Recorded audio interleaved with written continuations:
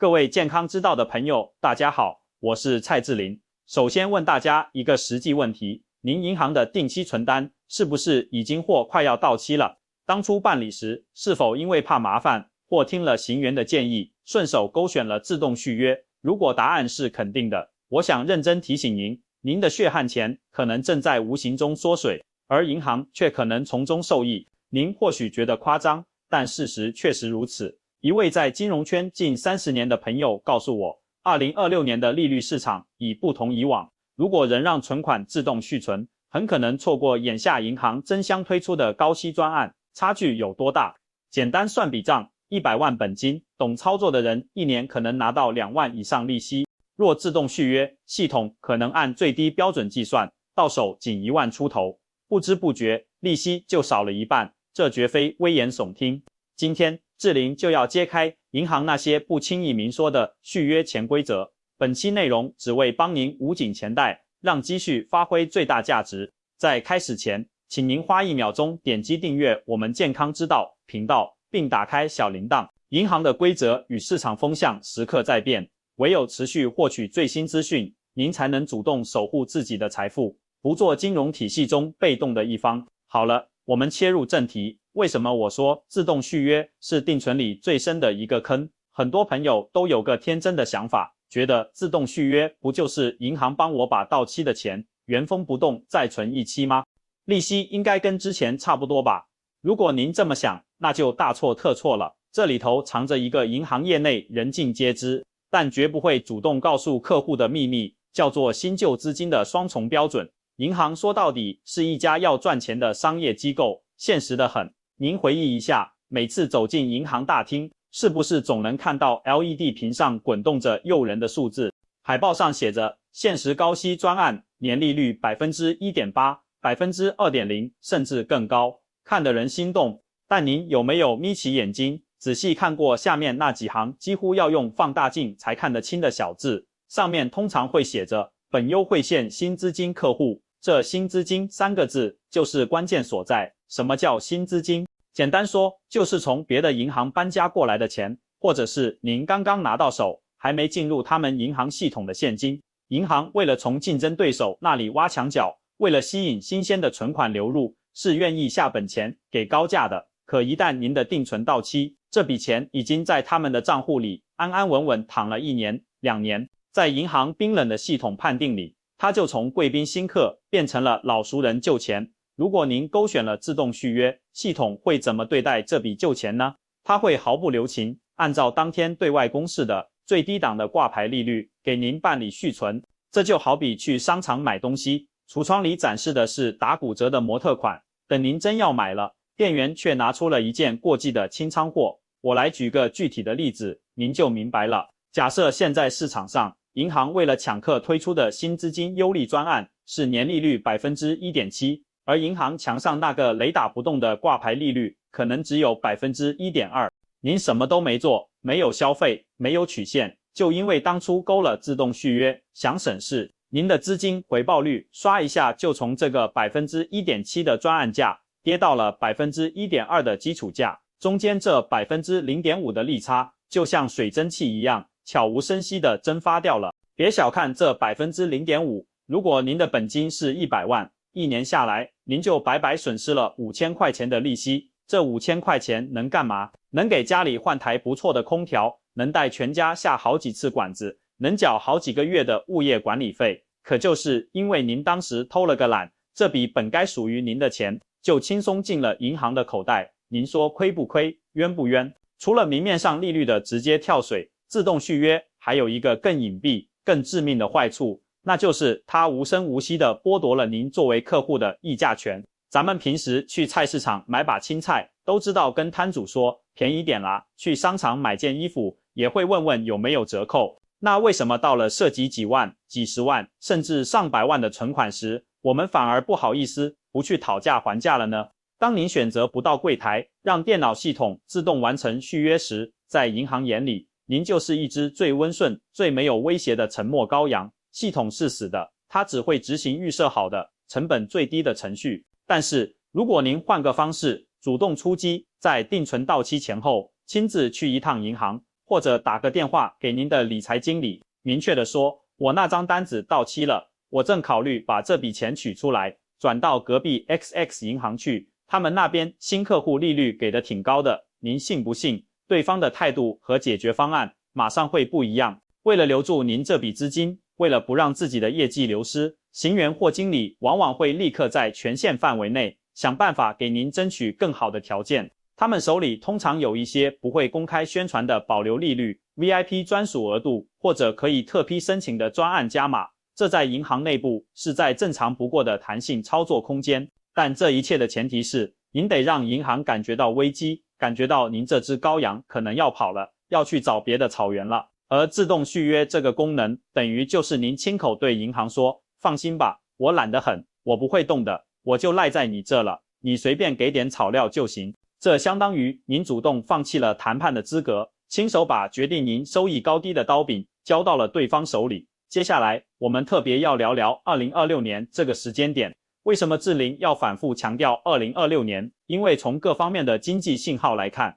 这一年充满了比往年更大的不确定性。全球通胀的压力，各国央行的货币政策都可能出现比较剧烈的调整。在这种风云变幻的环境下，自动续约那种僵化死板的机制很可能会让您吃大亏。大家要知道，定存利率从计息方式上主要分两种，一种是固定利率，存单上写多少就是多少，到期之前雷打不动；另一种是机动利率，它会跟着央行的升降息步伐上下浮动。如果您当初办的是自动续约，系统默认的选项9%是按原条件续存，也就是说，您之前存的是1年期固定利率，它就机械的再给您续一个1年期固定利率，这就像闭着眼睛下注赌博一样，风险极高。假设2026年因为通胀控制不住，央行被迫连续升息，整个市场的存款利息都在蹭蹭往上涨，可您的钱呢，却被自动续约功能死死地锁在了1年前办理时的那个低利率水平上，那您就真的亏大了，只能眼睁睁看着别人的利息水涨船高，自己的钱却躺在低洼地里一动不动。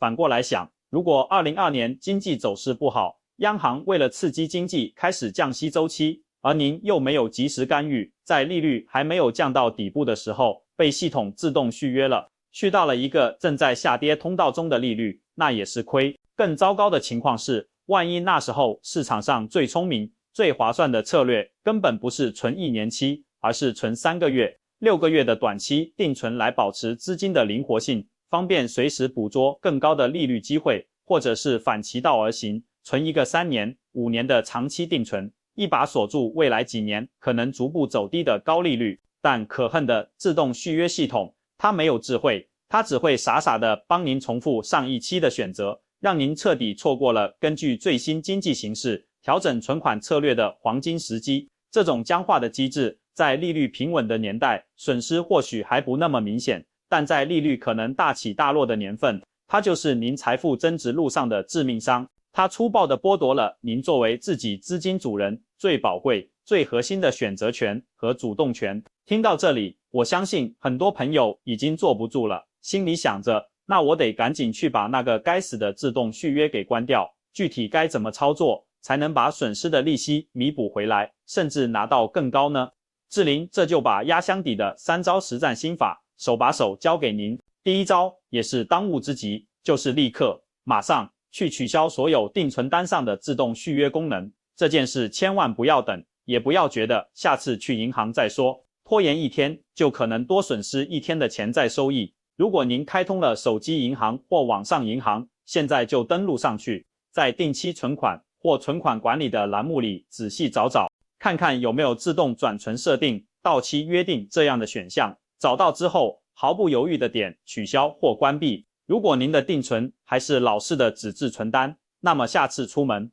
无论如何也要绕到银行去一趟，直接对柜台行员说，麻烦您帮我把这张存单上的到期自动转存功能取消掉。关掉之后改成什么设定呢？改成到期本息自动转入活期储蓄账户，或者到期通知我。这听起来好像更麻烦了，因为钱到期后会变成活期，活期利息低得可怜。对，我们要的就是这个效果。为什么要自己给自己找这个麻烦？因为这会形成一种强制关注机制，它会逼着您在定存到期日那几天必须去关心一下这笔钱，必须去思考现在行情怎么样了，我该把这笔钱怎么办。这种被逼出来的关注和思考，正是打破我们人性中懒惰和惯性的第一步，是您重新夺回财富掌控权的起点。千万别嫌这点麻烦，一年到头可能就麻烦这么一两天，换来的却是几千上万块的真金白银，这笔时间投资的回报率高得惊人。第二招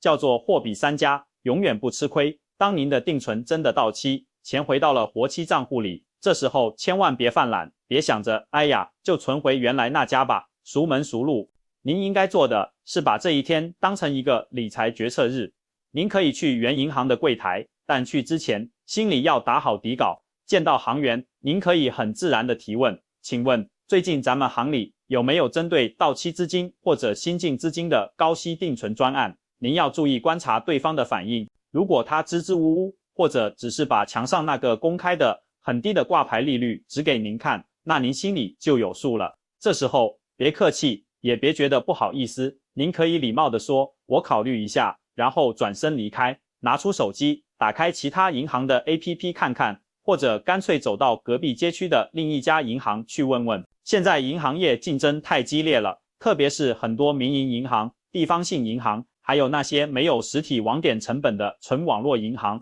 为了吸引存款，给出的利率往往比传统大行要高出不少。有时候您的钱只是从这家银行的账户通过手机银行转账到隔壁另一家银行，整个过程不到10分钟，但就能享受高出 0.3%、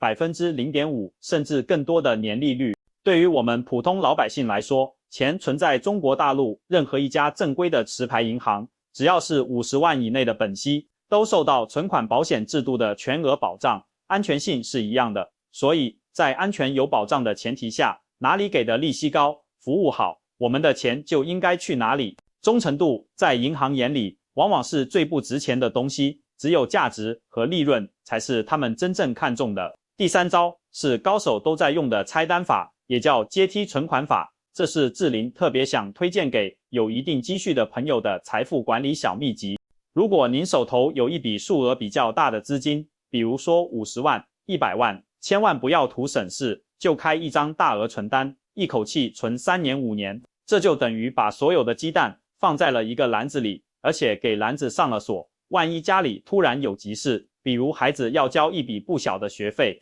老人生病需要一笔钱，您不得不提前支取这张大额存单，那么按照银行规定，提前支取的部分利息只能按活期利率计算，之前存的时间就都白费了，损失会非常让人心疼。那聪明人的做法是什么呢？是化整为零。您可以把这100万拆成5张20万的存单，或者10张10万的存单，然后给这些存单设置不同的到期时间。比如说，您可以设定第1张存3个月，第2张存6个月，第3张存1年，第4张存2年，或者更精细一点，设定成每个月都有1张存单到期。这样做的好处实在太明显了。首先，它让您的资金具备了极强的流动性和应变能力，无论未来的利率是涨是跌，您手里永远都有一笔或几笔资金即将到期。如果利率涨了，您到期的那笔钱马上就可以存进新的高息产品里，抓住上涨的红利。